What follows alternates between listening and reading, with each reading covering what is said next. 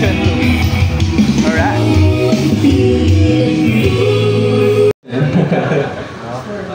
Kakaiba yung gitara ko ngayon, gamit ko Jazzmaster. So first time ko actually gamitin to. Pero check natin kung kakagkaroon. Combination of noise gate and EQ. So pag tinanggal ko yung noise gate, makikita nyo, i-off ko. And then pag inuan ko yung metal zone,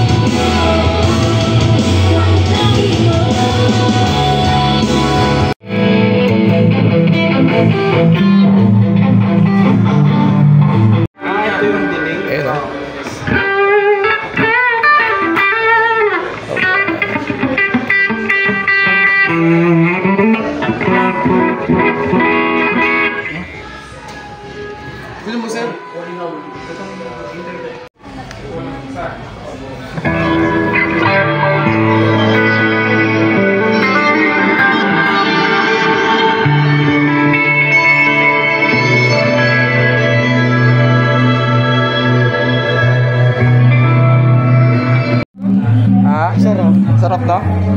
Ito lilit diba?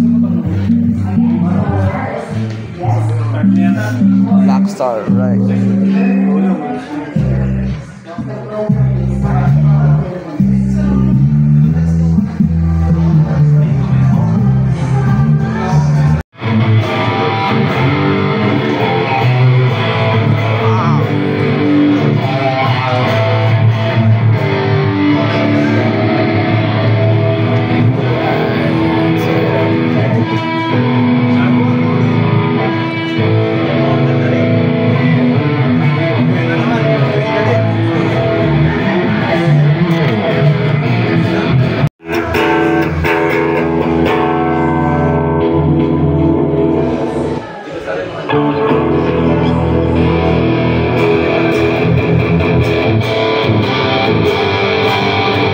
Parang metal zone na.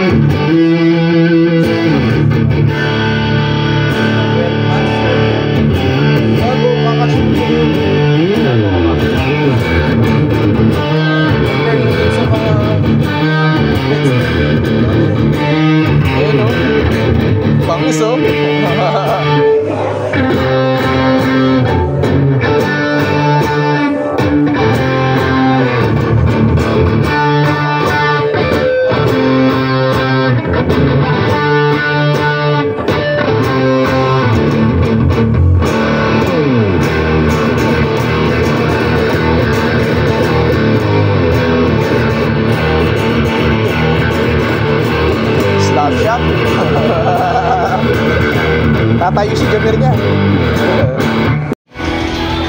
Beautiful. Right. Ayun, ang ganda.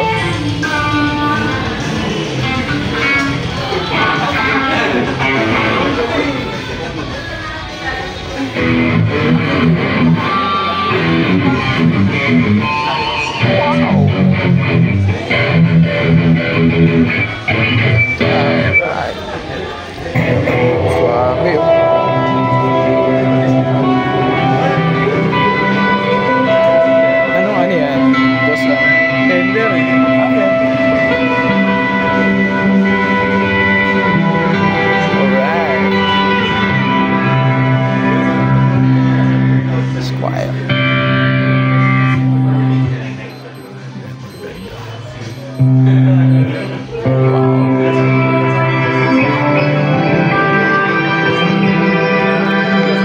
usually. Ganun, no? So may compressor tayo dyan, and then after that, drive pedal. So again, may 3 settings, red, yellow, green, Bob Marley. Then after that, meron tayong amplifier section. Ito yung preamp natin. No? So merong pad dito. Ano ibig sabihin ng pad? Ito yung para ibaba yung buong signal. Kasi usually yung mga bass, high level yung signal nila. Kasi low end. So malaki na signal. Pag pinad mo, like active pickups, effective yun. Pero pag yung bass niya passive, okay lang na naka-off yun. And then meron tayong type, ito, importante ito, no? Pag sasaksak kayo ng recta, maganda kung nasa modern kayo or yung vintage. Ngayon, kung meron kayong preamp like yung ME90B natin, sikit meron siya, set up lang natin flat para yung mag-work yung EQ or preamp ng ME90. Usually, ganun yung nire-recommend gawin, kahit sa guitar. Diba? Flat settings and then distortion. And then yung shape naman, another term for contour din siya. Parang ganun siya. Meron siyang scoop, pwedeng mataas yung bass, low, and again, savable din. And then ito yung isa, pinaka-tingin kong function na okay sa katana, may blend. So pwedeng ilagay yung DI signal mo, kasabay ng preamp and distortion. And then yung equalizer, again, meron siyang low and mid, high mid, savable din yung frequencies. For now, ginawa lang namin flat, medyo nagbababa nga ng bass kit kanina dito kasi nga naka-Fender ano siya eh, ano ba yan? Fleet? Aerodyne jazz bass. And then sa effects section, dalawa lang. Pero yung selection, same halos ng Boss Katana na for guitar, no? Mamaya makikita natin yan. Ito yung chain natin ngayon. May 2 chains tayo, kung 2 chains na pa. Yes! Yes na!